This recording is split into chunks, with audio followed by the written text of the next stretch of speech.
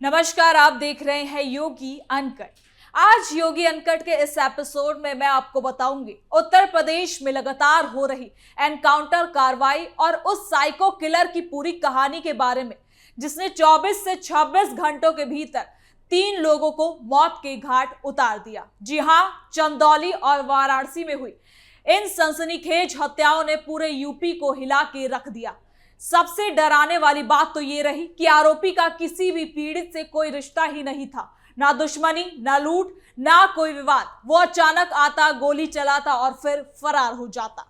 ट्रेनों से लेकर अस्पताल तक दहशत फैल गई। पुलिस के लिए भी ये केस किसी चुनौती से कम नहीं था, लेकिन आखिरकार यूपी पुलिस ने आरोपी को ट्रैक किया और एनकाउंटर में उसे ढेर कर दिया।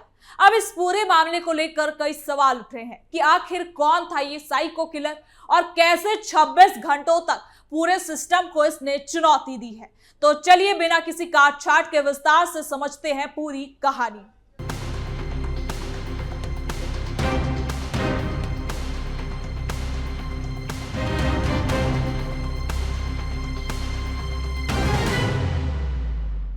पूरे मामले की शुरुआत पंडित दीनदयाल उपाध्याय जंक्शन और चंदौली के बीच हुई पहली हत्या से हुई। जानकारी के मुताबिक आरोपी ट्रेन में सफर कर रहा था। उसी दौरान उसकी एक यात्री से मामूली सी कहासुनी हुई, लेकिन कुछ ही सेकंड में मामला इतना ज्यादा बढ़ गया कि आरोपी ने पिस्टल निकालकर यात्री को बेहद करीब से गोली मार दी। गोली लगते ही कोच में अफरा तफरी का माहौल बन गया। यात्री की मौके पर ही मौत हो गई और आरोपी चलती ट्रेन से उतरकर फरार हो गया। इस घटना के बाद रेलवे पुलिस और स्थानीय पुलिस तुरंत अलर्ट मोड पर आ गई, लेकिन पुलिस अभी पहली वारदात की गुत्थी सुलझाने में जुटी ही थी कि कुछ घंटों बाद दूसरी हत्या की खबर आ गई। दूसरी वारदात में भी आरोपी ने बिल्कुल वही तरीका अपनाया। इस बार उसने दूसरी ट्रेन में सफर कर रहे एक और यात्री को निशाना बनाया, अचानक गोली चलाई और मौके से भाग निकला। लगातार 2 ट्रेनों में हुई हत्या ने पूरे रेलवे सिस्टम में डर का माहौल बना दिया। यात्रियों के बीच दहशत फैल गई। रेलवे स्टेशनों पर सुरक्षा बढ़ा दी गई। पुलिस ने सीसीटीवी फुटेज खंगालने शुरू कर दिए। कई टीमें आरोपी की तलाश में लगा दी गई, लेकिन इससे पहले कि पुलिस आरोपी तक पहुंच पाती, उसने तीसरा और सबसे खौफनाक वारदात को अंजाम दिया। तीसरी घटना अस्पताल में हुई। आरोपी इलाज कराने के बहाने अस्पताल पहुंचा। उसने फर्जी नाम से एंट्री भी करवाई और काफी देर तक अस्पताल परिसर में ही घूमता रहा। फिर अचानक अस्पताल में भर्ती एक बुजुर्ग महिला को गोली मार दी। गोली चलने की आवाज सुनते ही अस्पताल में भगदड़ मच गई। मरीज, डॉक्टर और उनके परिजन अपनी जान बचाने के लिए इधर उधर भागने लगे। महिला की मौके पर ही मौत हो गई। इस घटना के बाद पूरे इलाके में सनसनी फैल गई। 3 हत्याओं के बाद पुलिस के सामने सबसे बड़ी चुनौती यही थी कि आरोपी किसी तय पैटर्न पर काम नहीं कर रहा था। ना कोई लूट, ना पुरानी दुश्मनी, ना कोई निजी विवाद।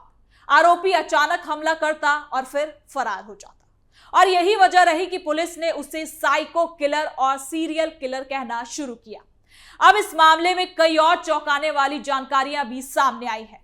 रिपोर्ट्स के मुताबिक आरोपी की पहचान पंजाब के तरनतारन निवासी गुरप्रीत सिंह के रूप में हुई है, जो सेना से रिटायर्ड बताया जा रहा है। शुरुआती जांच में यह भी सामने आया कि वो मानसिक तनाव और शराब की लत से जूझ रहा था। पुलिस अब उसके पुराने रिकॉर्ड, मोबाइल डेटा और कांटेक्ट की भी जांच कर रही है, ताकि ये पता लगाया जा सके कि आखिर उसकी मानसिक स्थिति इतनी खतरनाक कैसे थी और क्या वो पहले भी किसी आपराधिक वारदात को अंजाम दे पाया है।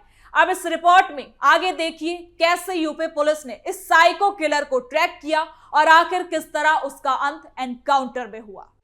26 घंटे में 3 हत्याओं से दहला यूपी। ट्रेनों से अस्पताल तक फैली दहशत। अचानक गोली मारकर हो जाता फरार। यूपी पुलिस के लिए बना बड़ा चैलेंज। साइको किलर ने मचाया आतंक।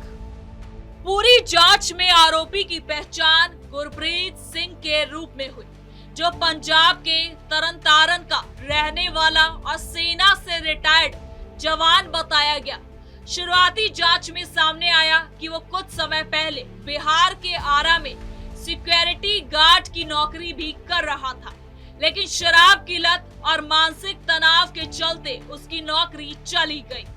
इसके बाद वो लगातार तनाव और गुस्से में रहने लगा। पुलिस के मुताबिक आरोपी का मानसिक संतुलन पूरी तरह से बिगड़ चुका था। पूछताछ में उसने बताया कि वो लोगों को देखकर अचानक हिंसक हो जाता था और यही वजह रही कि उसने उन लोगों को निशाना बनाया जिनसे उसका कोई व्यक्तिगत संबंध ही नहीं था। देखिए, जनपद चंदौली में थाना अलीनगर क्षेत्र में दिनांक 10 और 11 को 3 घटनाएं हुई थी, जिनमें 2 व्यक्तियों को अलग अलग ट्रेन में गोली मार के हत्या की गई थी और आज सुबह एक अस्पताल में एक महिला की गोली मार के हत्या की गई थी। इस प्रकरण में जो अस्पताल वाली घटना हुई थी, इसमें जो अभियुक्त था, इसको जनता के द्वारा पकड़ करके पुलिस हिरासत में दिया गया था। इससे जो पूछताछ में विवरण सामने आया था कि इसका नाम गुरप्रीत सिंह है और ये पंजाब में अमृतसर का रहने वाला है। ये पहले आर्मी में था। 2021 में आर्मी छोड़ने के बाद ये अपने घर पे ही रह रहा था और बीती 29 अप्रैल को ये सिक्योरिटी गार्ड की नौकरी करने बिहार में आरा में आया था, जो कि इसके द्वारा बताया गया पूछताछ में।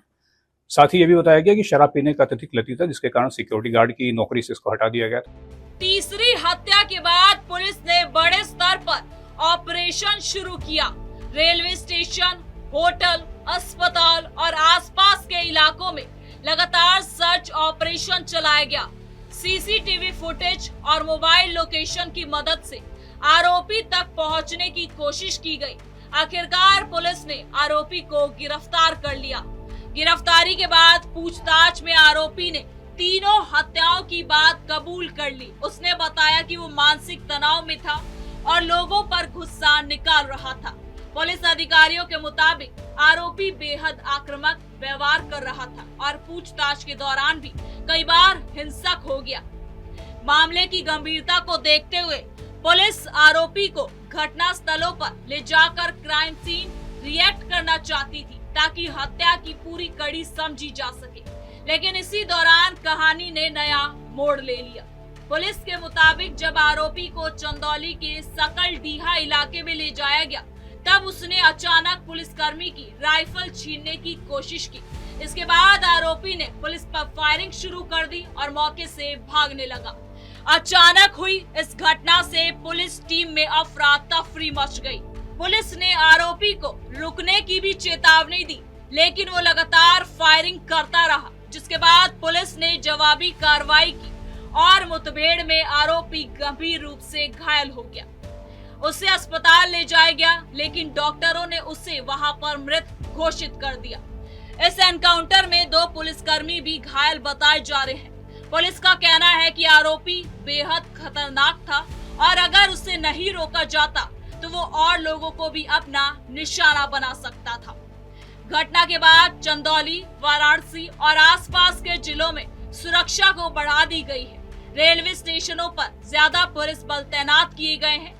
ट्रेनों में भी जांच अभियान चलाए जा रहे हैं। अस्पतालों में सुरक्षा व्यवस्था मजबूत की गई, क्योंकि आरोपी ने अस्पताल जैसी संवेदनशील जगह को भी नहीं छोड़ा। पूरे मामले ने कई बड़े सवाल खड़े कर दिए। सबसे बड़ा सवाल यही है कि आखिर एक रिटायर्ड फौजी इस हद तक कैसे पहुंच सकता है। पुलिस की शुरुआती जांच में मानसिक तनाव, शराब की लत और बेरोजगारी की बात सामने आई है, लेकिन जांच एजेंसियां अब उसके पुराने रिकॉर्ड और कॉन्टैक्ट की भी जांच कर रही है। पुलिस ये पता लगाने की कोशिश कर रही है कि क्या आरोपी पहले भी किसी आपराधिक गतिविधि में शामिल रहा। उसके मोबाइल फोन, कॉल रिकॉर्ड और सोशल मीडिया अकाउंट की भी जांच चल रही है, ताकि ये पता लगाया जा सके कि कहीं उसके किसी संगठन या आपराधिक गिरोह से कोई कांटेक्ट तो नहीं था। इस घटना ने रेलवे सुरक्षा व्यवस्था पर भी सवाल खड़े कर दिए हैं, क्योंकि आरोपी लगातार ट्रेनों में सफर कर रहा था और हथियार लेकर घूमता। ऐसे में लोग सवाल पूछ रहे हैं कि सुरक्षा जांच के बावजूद वो हथियार लेकर ट्रेन में आखिर कैसे पहुंचा। वहीं अस्पताल में हुई घटना ने भी सुरक्षा व्यवस्था की पोल खोल दी है। लोग पूछ रहे हैं कि आखिर कोई व्यक्ति अस्पताल के अंदर हथियार लेके कैसे पहुंचा। अगर आरोपी को पहले ही रोक लिया जाता तो शायद तीसरी घटना को टाला जा सकता था। अब हाल के दिनों में यूपी पुलिस लगातार अपराधियों के खिलाफ अभियान चला रही है। कई जिलों में एनकाउंटर और गिरफ्तारी की घटनाएं भी सामने आ रही है। पुलिस का दावा है कि अपराध और अपराधियों के खिलाफ जीरो टॉलरेंस नीति अपनाई जा रही है। फिलहाल पुलिस इस पूरे मामले की हर एंगल से जांच कर रही है। आरोपी के परिवार और परिचितों से भी पूछताछ चल रही है ताकि उसके व्यवहार और मानसिक स्थिति के बारे में ज्यादा जानकारी जुटाई जा सके। लेकिन इन सबके बीच सबसे बड़ा सच यही है कि 24 से 26 घंटों के भीतर हुई 3 हत्याओं ने पूरे उत्तर प्रदेश को हिला दिया। ट्रेन से लेकर अस्पताल तक फैली दहशत ने लोगों के मन में डर बैठा दिया और अब हर कोई यही सवाल पूछ रहा है कि आखिर अचानक हिंसक हो चुके ऐसे अपराधियों को समय रहते पहचानना और रोकना आखिर कैसे संभव है। तो फिलहाल के लिए योगी अनकट में इतना ही। देखते रहिए कैपिटल टीवी उत्तर प्रदेश। कल फिर मिलेंगे नई खबर के साथ। धन्यवाद।